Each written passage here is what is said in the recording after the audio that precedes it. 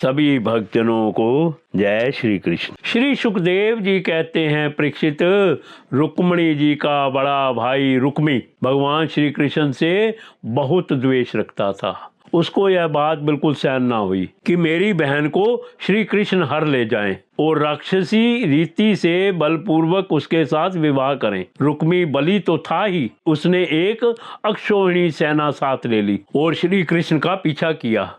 महाबाहु रुक्मी क्रोध के मारे जल रहा था। उसने कवच पहनकर और धनुष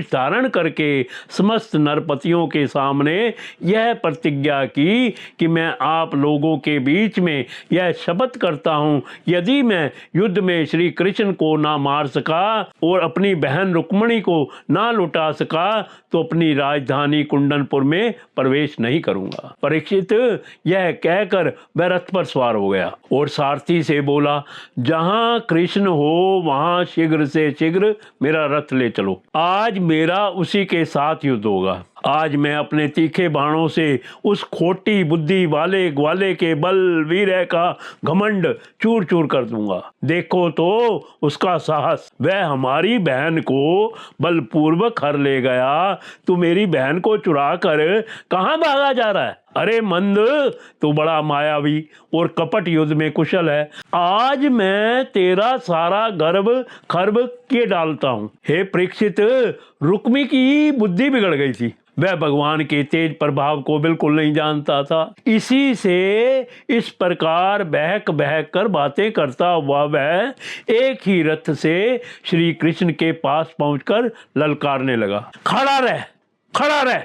उसने अपने धनुष को बलपूर्वक खींचकर भगवान श्री कृष्ण को 3 बाण मारे और कहा, एक क्षण मेरे सामने ठहर।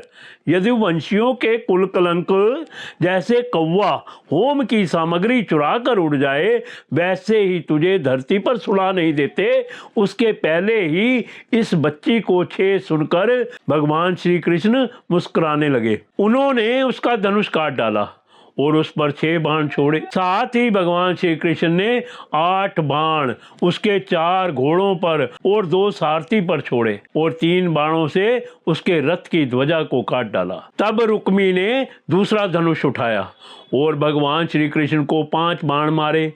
उन बाणों के लगने पर उन्होंने उसका वह धनुष भी काट डाला। रुक्मी ने इसके बाद एक और धनुष लिया, परंतु हाथ में लेते ही लेते अविनाशी अच्युत ने उसे भी काट डाला। इस प्रकार रुक्मी ने परिध, पटिस, शूल, ढाल, तलवार, शक्ति और तोमर जितने अस्त्र शस्त्र उठाए, उन सभी को भगवान ने प्रहार करने के पहले ही काट डाला। अब रुक्मी क्रोधवशात में तलवार लेकर भगवान श्री कृष्ण को मार डालने की इच्छा से रथ से कूद पड़ा और इस प्रकार उनकी ओर झपटा जैसे पतिंगा आग की ओर लपकता है। जब भगवान ने देखा कि रुक्मी मुझ पर चोट करना चाहता है, तब उन्होंने अपने बाणों से उसकी ढाल तलवार को तिल तिल करके काट दिया और उसको मार डालने के लिए हाथ में तीखी तलवार निकाल ली। जब रुक्मिणी जी ने देखा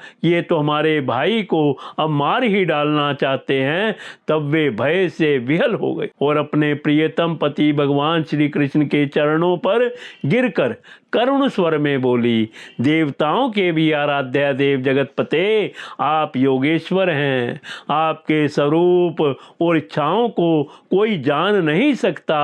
आप परम बलवान हैं, परंतु कल्याण स्वरूप भी तो हैं। प्रभु, मेरे भैया को मारना आपके योग्य काम नहीं है।